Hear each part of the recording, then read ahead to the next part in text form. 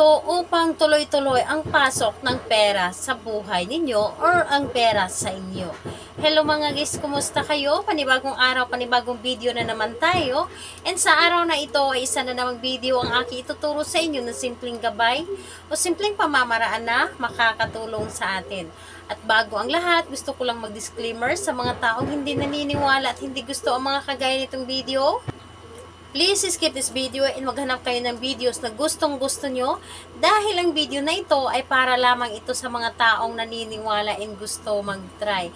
At sa lahat po ng mga nag-comment po sa aking channel, sa aking mga ina-upload na videos, meron pong nagre-reply sa inyo ng mga doctors and dinadala po kayo sa WhatsApp. Huwag na po ninyo entertainin para hindi po kayo ma-scam.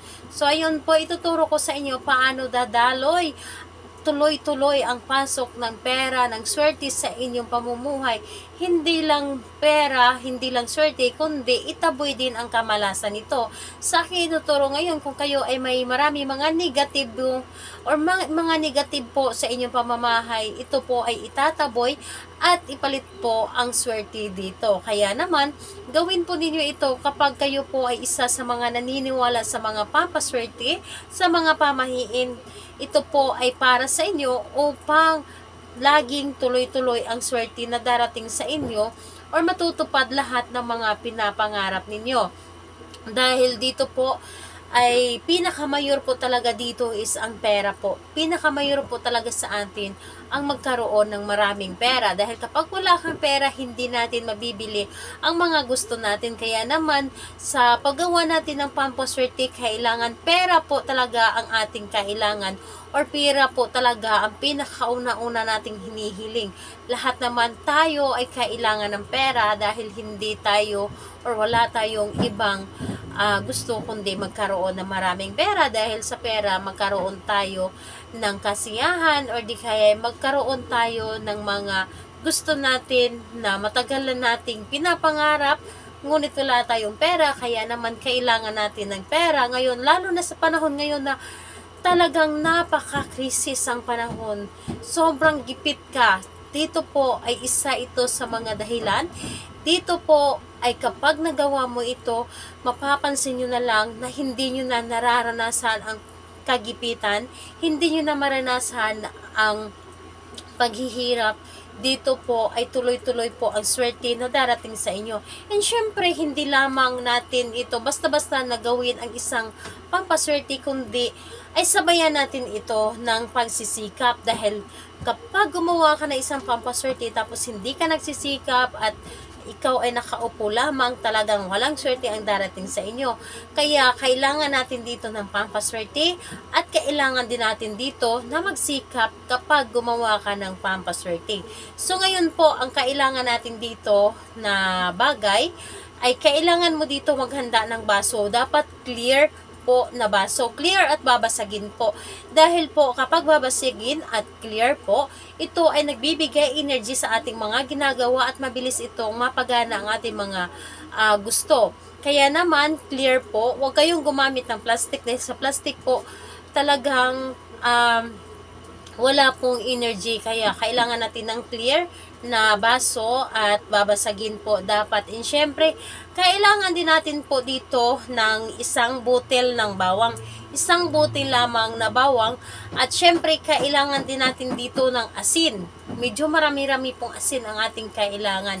So, ituturo ko sa inyo paano ito gagawin upang lagi tayong swertihin. So, ngayon kapag ready na yung mga materialis na ating gagamitin sa paggawa ng pampaswerte, i-ready mo rin ang inyong sarili. Kailangan na positive kang tao at wala kang iniisip na mga problema. Positive ka at alam mo sa iyong sarili na gustong-gusto mo itong gawin at alam mo sa iyong sarili na ito ay makakatulong sa inyo, lalo na ngayon sa panahon ng kagipitan. Kaya naman ituturo ko sa inyo kung paano itong gawin. Ngayon kapag ready ka na at kailangan na mag-isa kang gumawa nito at wala pong dapat na nakakaalam. Ngayon ang una mong gawin, kunin mo ang asin. Rock salt po ang ating kailangan dito. Huwag kayong gumamit ng iodized salt dahil ang iodized salt, meron po itong halo at hindi na po ito poro. Kaya kailangan natin dito ng rock salt dahil ang rock salt or sea salt, ito po ay nagbibigay swerte at nagtataboy malas po sa ating pamamahay or nagtataboy ng mga negative energy sa atin. So, rock salt or sea salt ang ating gagamitin. So, ngayon po, lagyan ninyo ito ng asin. Yung baso. Dapat kalahating baso po ang asin na inyong ilagay. Ngayon, kapag nailagay nyo na yung asin dito sa loob ng baso, kalahati po dapat, kunin po ninyo ang inyong bawang at ilagay po dito sa asin. Sa gitna po.